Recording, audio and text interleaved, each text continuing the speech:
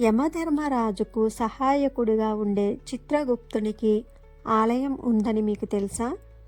యమధర్మరాజుకు సహాయకుడిగా ఉండే చిత్రగుప్తుడు మనుషుల కర్మలను లెక్కించి వారి పాపాలను నమోదు చేస్తాడు.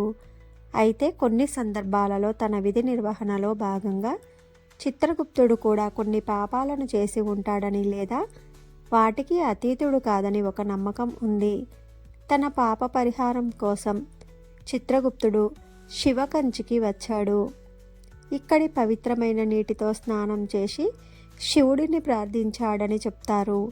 శివుడు అతని భక్తికి మెచ్చి చిత్రగుప్తుని పాపాలను తొలగించి అతనికి మోక్షాన్ని ప్రసాదించాడని పురాణాలు చెప్తున్నాయి.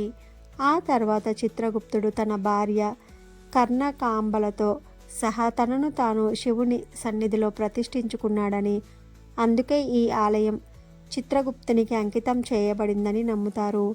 ఈ ఆలయం తమిళనాడులోని కాంచీపురంలో ఉంది.